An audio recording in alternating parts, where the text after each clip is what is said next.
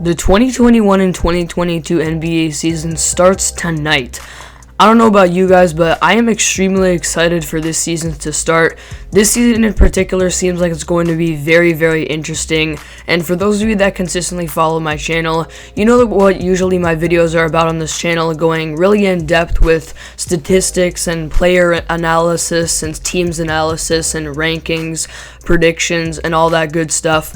But in today's video, just like the title says and just like I mentioned, I'm going to be doing a little bit of a different video today and just strictly talking about how interesting this season could be.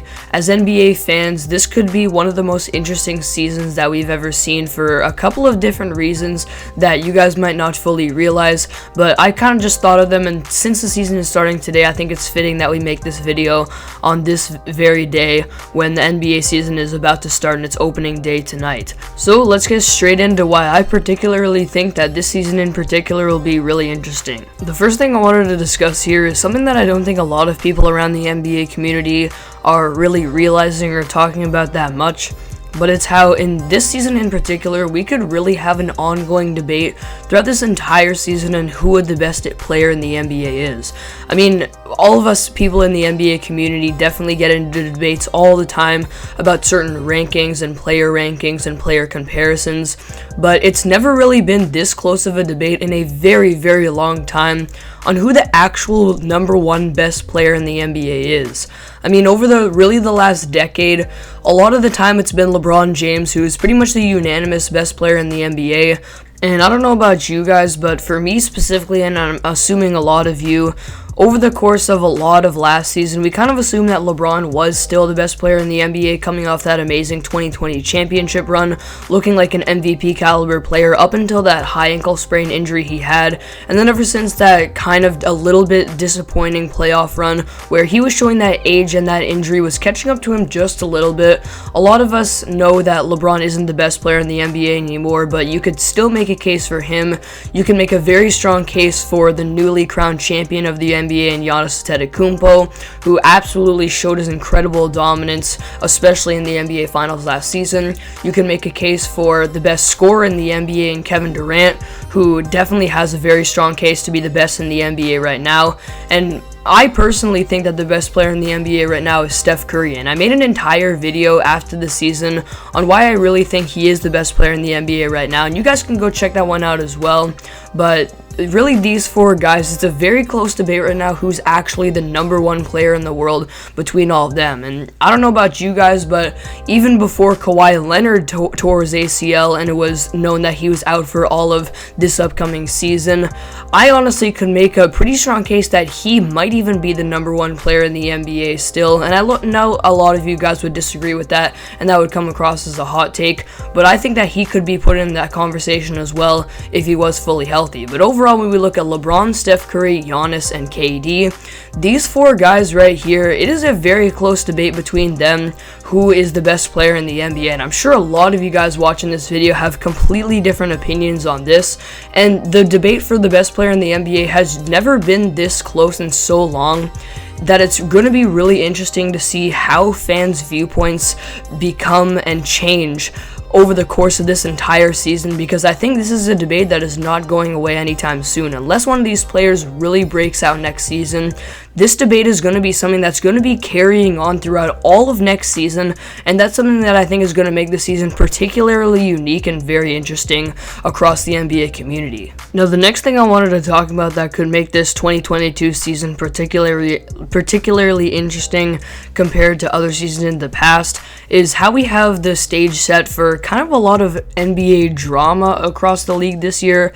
And for those of you that do know me and watch my channel, you know that I'm all about talking about on-court stuff. I don't really like to get into this stuff a lot, but come on, this is something that can't be ignored going into next season, and I'm sure fans across the NBA really like to get involved in this stuff, and it just makes the NBA and the league itself and the season itself that much more interesting. It's all the drama that's been going on in the NBA right now. Specifically, one scenario that really stands out going into this season is the whole situation with Ben Simmons. I mean, I made a whole separate video just talking about my thoughts on that situation and how crazy of a situation it really is, and that was before he even made the decision that he's actually coming back to the team, which I kind of saw coming just because the Sixers weren't really doing anything in trade talks because they were asking way too much for him. But not getting too much into that situation, this is obviously a very dramatic situation where we could legitimately see Ben Simmons coming into home games with the Philadelphia 76ers and getting booed by his own home fans, which I'm sure really we have not seen that. I don't know about you guys, but I have not seen that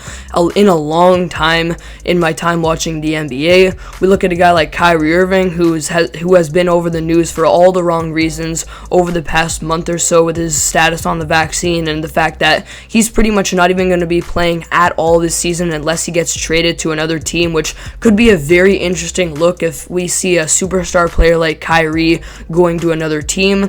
We look at a guy like Damian Lillard, who kind of the talks with him have died down, but he also was all over the news during the offseason for reasons about him not being happy with the situation that he was in Portland, and he didn't actually request a trade, but during the mid part of the season, we could definitely see Damian Lillard potentially request a trade out of Portland and see that situation get ugly.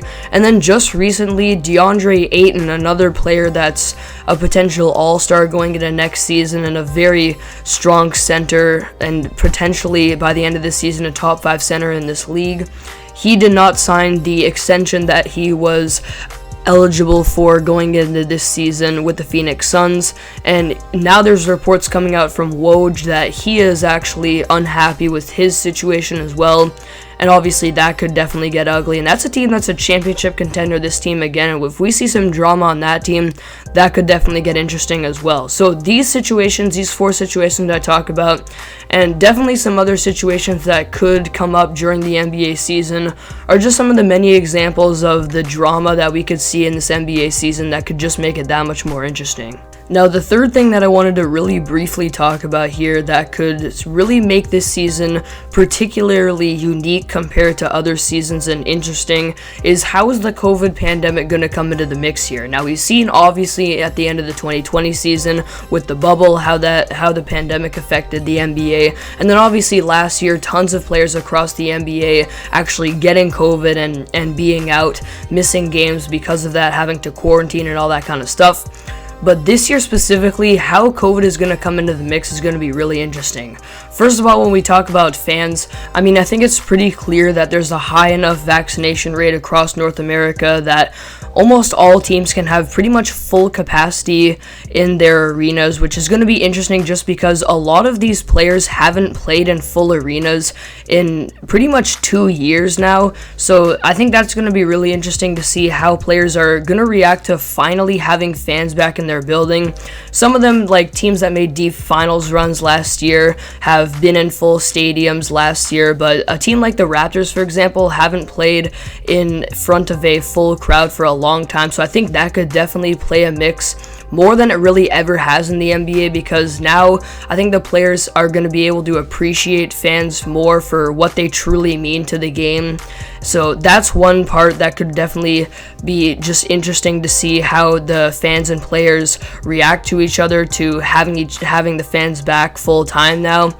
But also something that could be really interesting is how the vaccine comes into play here, because across some of their sporting leagues, pretty much all players are vaccinated, but in the NBA, there's still 10% of players that are unvaccinated. And we already saw how with Kyrie Irving, because there's the vaccine mandate in New York, he's not going to be able to play this season. But there are many other players across the NBA that are unvaccinated, and we just don't know it. And we're going to see many times throughout this year where a team will travel to New York, San Francisco, or Toronto, and players will just mysteriously be missing games, and we'll have to assume that it's because they're unvaccinated, and they're going to miss it because of things like, they'll phrase it as like COVID protocols and that kind of stuff. But it's going to be really interesting to just see how this dynamic plays into it and what happens to those players that are unvaccinated, because we know this can get really controversial. So that's another thing that when you throw that into the mix, this could definitely get a little bit more dramatic throughout the course of the season. The last thing I wanted to talk about in today's video is getting back to on-court stuff here, is just how interesting the offseason was this year and how the NBA's changed, and just really how these teams are going to stack up against each other. We look at the Western Conference with newly newly formed powerhouse team in the Lakers, getting Russell Westbrook, Carmelo Anthony, and looking like a complete overall powerhouse as a team. I know they didn't have a good preseason, but let's be honest, that doesn't really matter that much. They are still obviously a huge powerhouse of a team with a young emerging team like the Phoenix Suns, who made the finals last season, still being in very competitive in that Western Conference. A competitive team like the Utah Jazz. The Golden State Warriors now having Klay Thompson coming back and having that trio of Steph, Klay, and Draymond along with Andrew Wiggins. They could potentially be a powerhouse there. You look at Luka Doncic and his Dallas Mavericks, who he could potentially have an MVP caliber season and do some amazing things with that team. And overall, that Western Conference is looking very interesting. And then we look at the East with the powerhouse Nets, who, if KD and Harden can stay fully healthy this year, that could be kind of the first full season of having a fully Nets team other than Kyrie.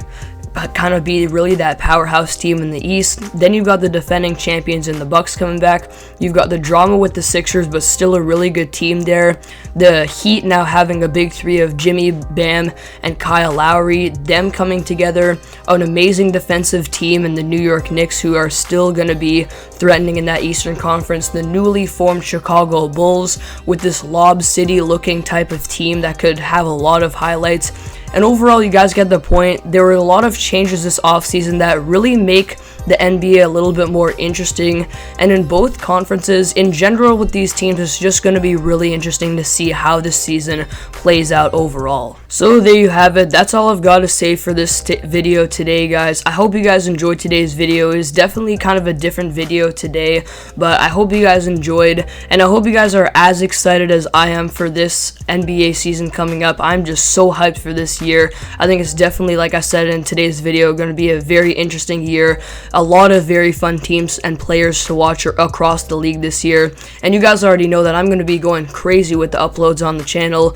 I'm going to be trying to upload about once every 2 days. And over the course of this season, I'm definitely going to be uploading lots of content about what's going on in the NBA, certain topics that are going on across the league with players, teams. I'm still going to be coming out with those predictions videos, potentially ranking videos along the way in the season, overall analysis videos. So if you guys are new to the channel, definitely be sure to subscribe so you don't miss out on my content coming up. I appreciate you guys for watching today's video. Be sure to comment down below your thoughts on this NBA season and how interesting you think it's going to be and what you're most excited for in this season. I'll see you guys next video, and I wish all of you guys a very happy opening night of the 2021 and 2022 NBA season.